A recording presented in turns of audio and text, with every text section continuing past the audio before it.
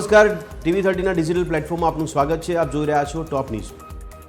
દેશભરની અનેક અદાલતોને બોમ્બથી ઉડાવી દેવાની ધમકીઓ આપવામાં આવી। બિહાર, મધ્યપ્રદેશ, છત્તીસગઢથી હિમાચલ અને પંજાબ સુધીની અદાલતોમાં અંધાધૂંધી બોમ્બથી ઉડાવી દેવાની ધમકીઓથી વ્યાપક ગભરાટ ફેલાયો। તો મહિલાઓની સુરક્ષામાં બેંગલુરુ દેશનું નંબર 1 શહેર છે। ચેન્નાઈ બીજા ક્રમે છે। પુણે અને હૈદરાબાદ પણ ટોચ પર છે। તો અવતાર ગ્રુપના રિપોર્ટમાં મોટો ખુલાસો કરવામાં આવ્યો। જેપી નડ્ડા બંગાળની 2 દિવસીય મુલાકાત શરૂ કરશે। વિધાનસભા ચૂંટણીની તૈયારીઓનો અભ્યાસ કરશે। નવી ભાજપ કાર્યકારી સમિતિ સાથે સંગઠનાત્મક બેઠકોનું આયોજન। કોલકાતામાં આઈપેક ઓફિસ પર ઈડીના દરોડા। આ કાર્યવાહી કોલસા કૌભાંડની તપાસ સાથે સંબંધિત।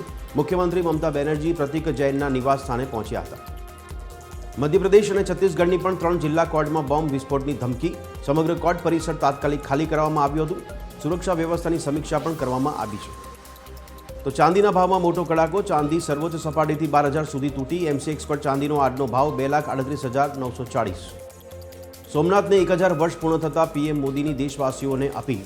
PM મોદીએ સોમનાથની પોતાની જૂની તસવીરો શેર કરતા લોકોને પણ પોતાની સોમનાથ સાથેની તસવીરો શેર કરવા કરી અપીલ।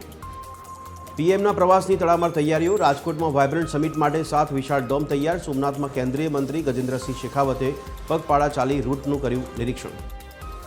ભાજપના 5 ધારાસભ્યોનો મુખ્યમંત્રીને પત્ર। કલેક્ટર, DDO, SP, કમિશનર પ્રજાના કામની વાત સાંભળતા ન હોવાની કરી ફરિયાદ। પોતાને જે સરકાર ગણી અંધાધૂંધ વહીવટ ચલાવવાનો આરોપ લગાવ્યો। તો ગાંધીનગરમાં ટાઇફોઇડના કેસોમાં વધારો। નવા 14 કેસ સાથે કુલ કેસનો આંક 167 પર પહોંચ્યો। 18 દર્દીઓને સારવાર બાદ અપાઈ રજા।